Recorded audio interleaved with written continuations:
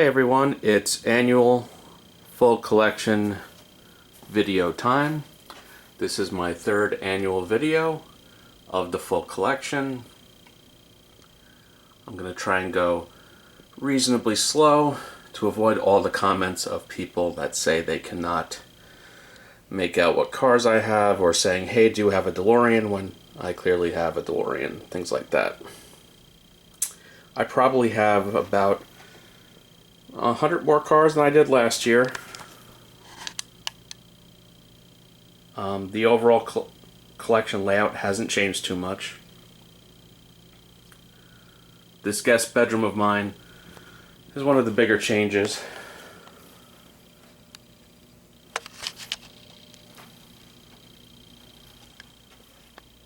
I think I have about 30 more cars in this room than I had previously.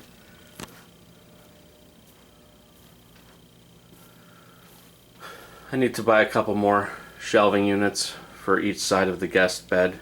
One will go here and one will go there, so I can fit another 60-70 cars.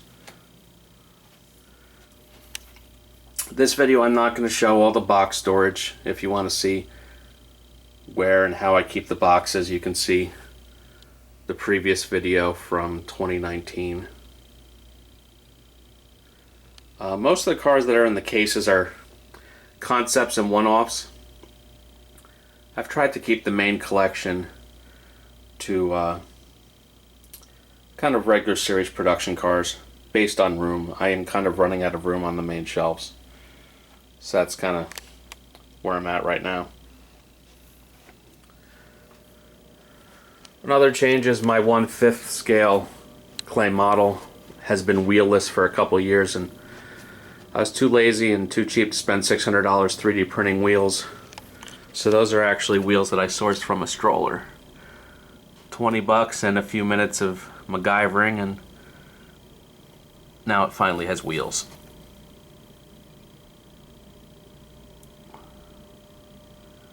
Ignore my sexy hairy legs in the reflection. These, of course, are the liveried race cars. I really don't add too many liveried race cars anymore. Again, kind of running out of room.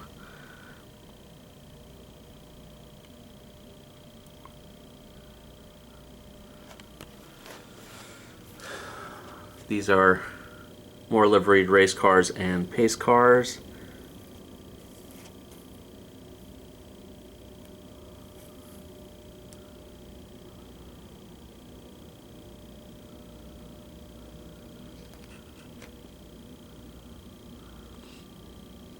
And these are in old jewelry store cabinets that I got off of Craigslist a few years ago. They're probably from the 50s. They're nicely well made. They're a pretty good score.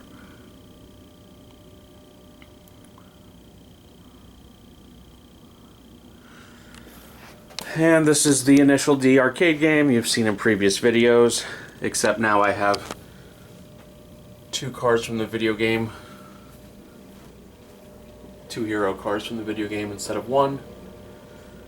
These are where I keep what are called orphan cars.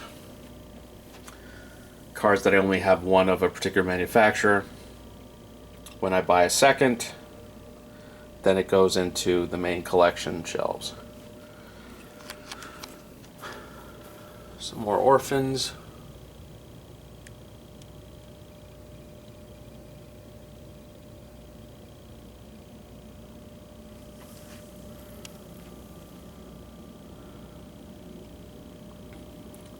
I'll try and do an official count later, but I think I'm up to over 950 cars, pretty close to 1,000. And here we are in the main collection room.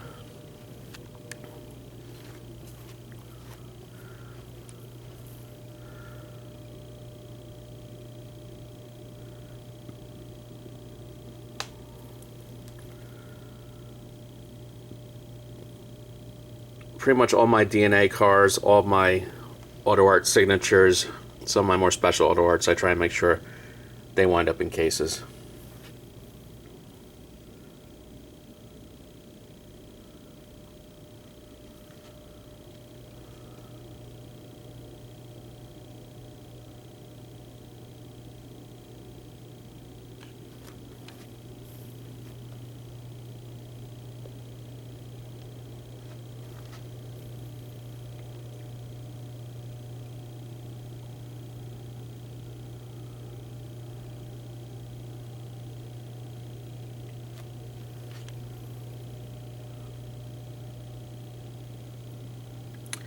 That's 1/16 scale.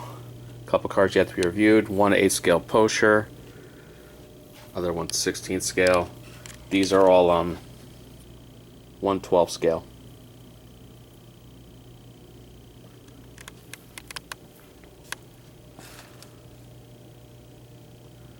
And I almost forgot a pretty neat addition over here. My car hauler finally has a trailer.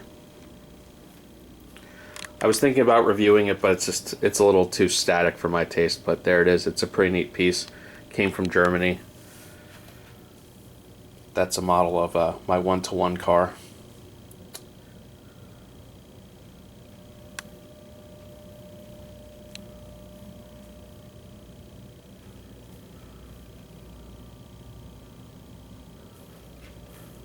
Get that little aerial atom. So back to the main room. This is where I keep most of the movie cars. Not much has changed here from last year. Maybe only 1 or 2 additions. Like the pink car from the TV show and movie Thunderbirds.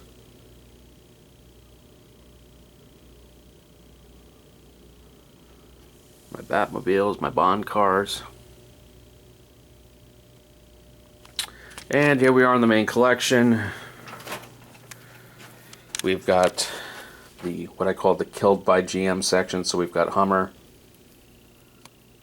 Saturn, Saab, Oldsmobile, and recently Holden. Then I've got the working car section. Things like taxi cabs, cop cars, limousines. And then from the bottom row is just kind of a random assortment. I've got some Mopars, that's Dodge, Chrysler, Plymouth. See if I can get a better angle. And yes, I know about the dust.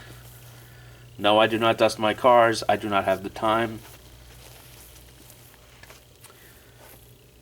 I had planned to have glass by now, but real life happens, real life car projects, where I spent way too much money this year building multiple real cars, so did not get glass.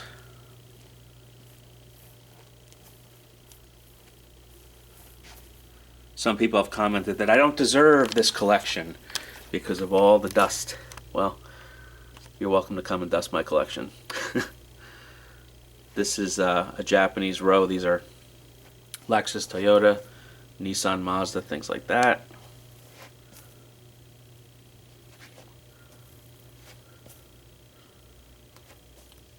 I mean, the dust really isn't that bad. This is 5+ years now of undusted cars. The main difference each year is I wind up kind of kicking out some cars that are a little low end and replacing them with better quality, less mass produced numbered cars. So each year the overall collection gets a little bit better.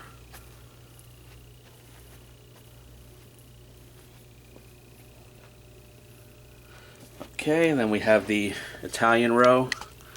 So I have a whole lot of Ferraris here.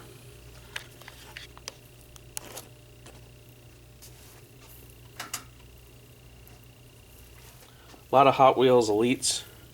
It's too bad they don't make them anymore.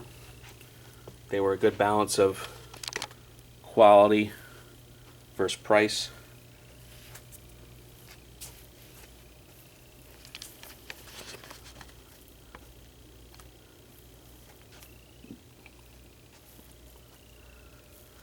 The other Italian manufacturers, Alfa, Lancia, Maserati, Lamborghini,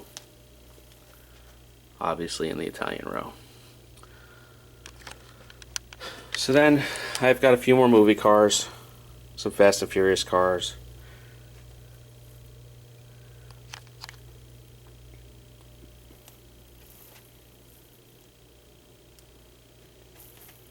And then we have some French cars, Peugeots and Citroens. They got kind of kicked down here. Again, I have to make some decisions based on space.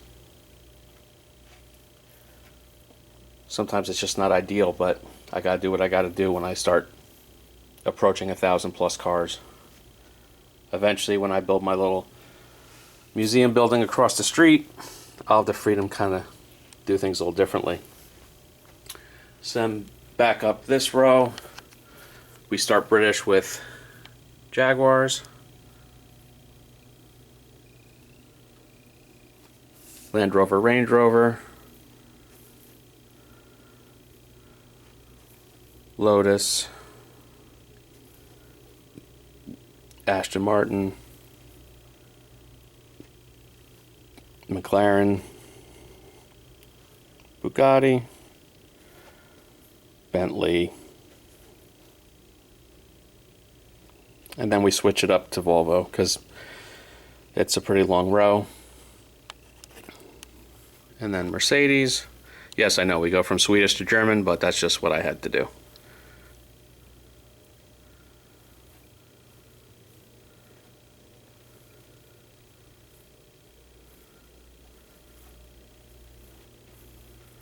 And then it ends with the newer Mini Coopers, which are of course German. They're really BMWs, but hey. Now we're up to a BMW row. Still German, of course. Then to Audi.